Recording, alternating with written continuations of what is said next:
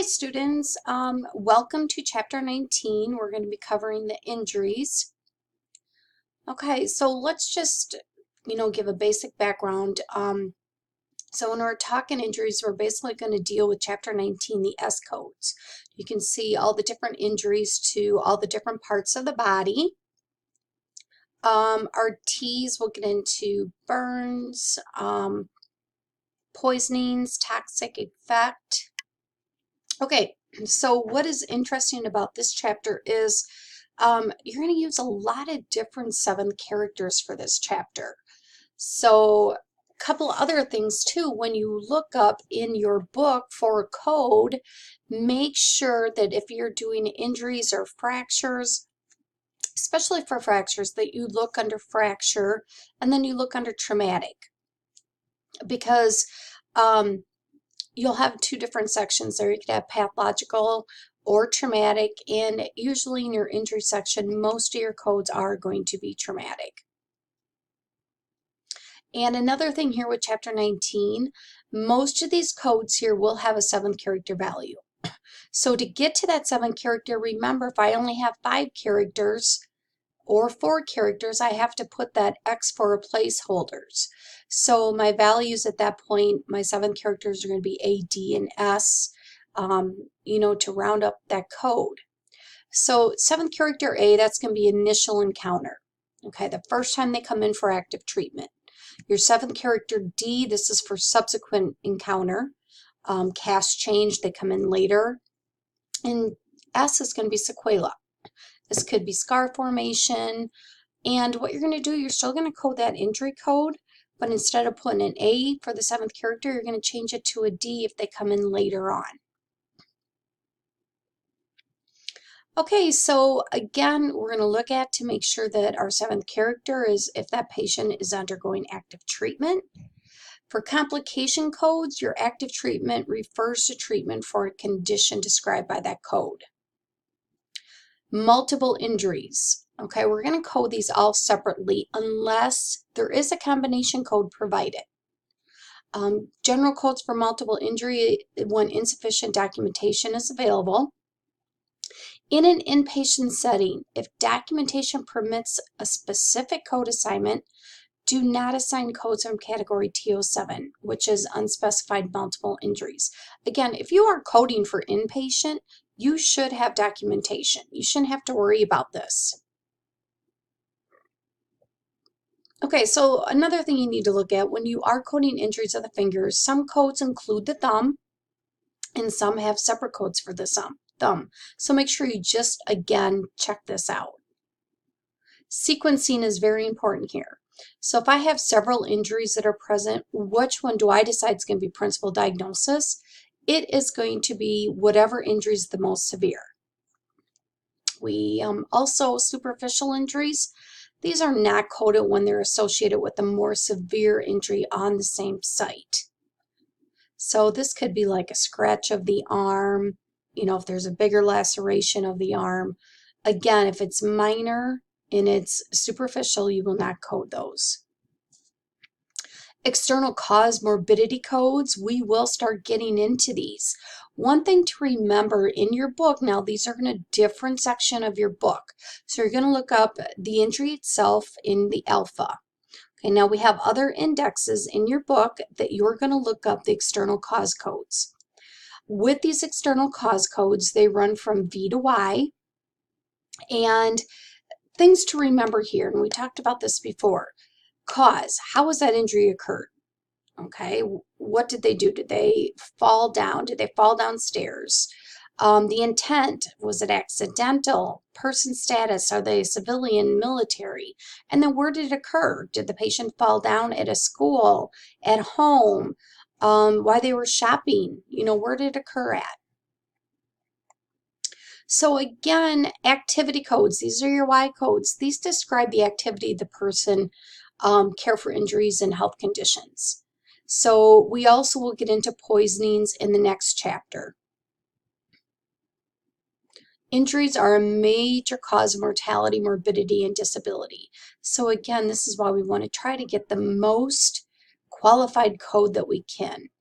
With these external cause codes that I'm talking about, and some of them are crazy. I talked about that a patient could fall out of a hot air balloon or whatever their injury is. Not every place requires these. A lot of your inpatient coding does, but sometimes clinic code, you will not have to code these.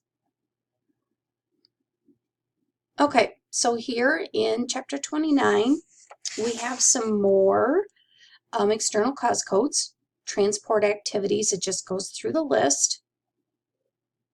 Okay. External cause status. Okay, with these, keep in mind that these Y99, these could be activity or hobby. Described to work status, military, non-military.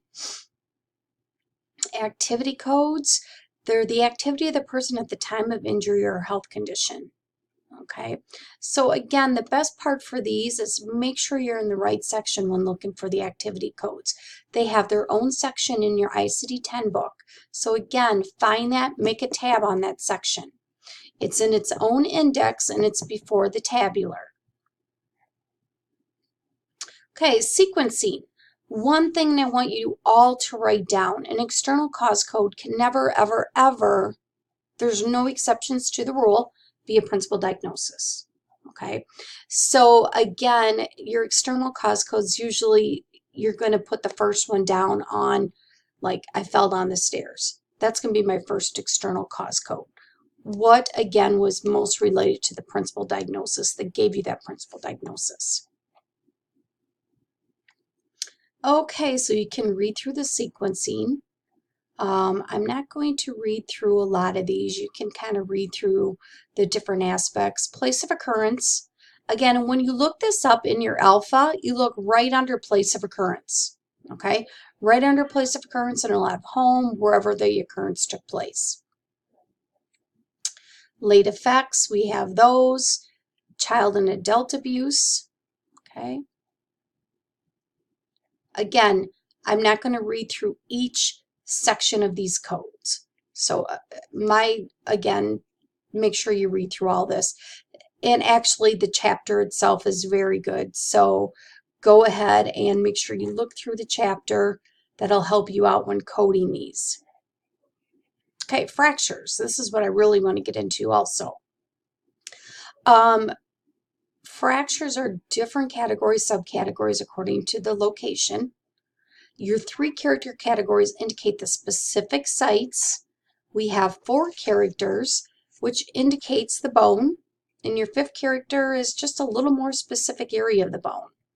And again, when coding these, make sure you look up fracture, and the majority of these are going to be traumatic.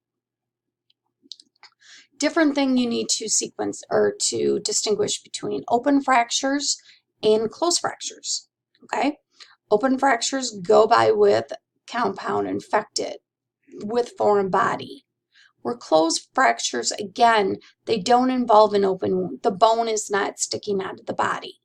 Okay. Fractures that are not specified as open should always be coded as classified.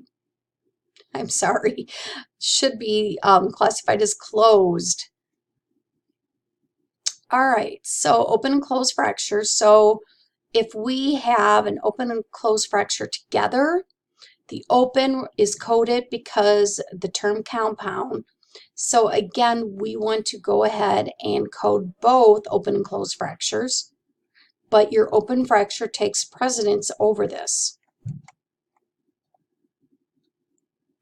Okay, so the principles of multiple coding injuries should be followed when, again, the most severe fracture is going to be coded first. So again, let's go back to the bones. You know, if I fractured my femur and I fractured my radius in ulna, okay, the femur fracture is it's a bigger bone. That's going to be more severe than my radius and ulna. So that would be first. Anybody with a bone disorder, this is when we're going to code the M80. Okay, this is for a pathological fracture. 7 character values and fracture codes. Again, the biggest thing here is to make sure you look everything up in that tabular list. Check it out. Make sure that you have the correct 7th character that you do need. Okay, so again, we have just different fractures here. Initial care for fractures, we have the 7th character. And again, I think I'm just going to go through here. I think I covered everything for this area. Concussion is S06.0. Make sure you look at the consciousness level of a patient. Okay, concussion with the loss of consciousness of unspecified duration. A concussion is not coded, this is very important, when the head injury is further described as cerebral laceration or cerebral contusion, or when it's associated with a subdural intracranial hemorrhage. Okay, then you don't code the concussion because it's included in that. Okay, so I think after this point, the biggest thing I covered in this lecture, read through the whole chapter. If you have any questions at all, make sure you let me know.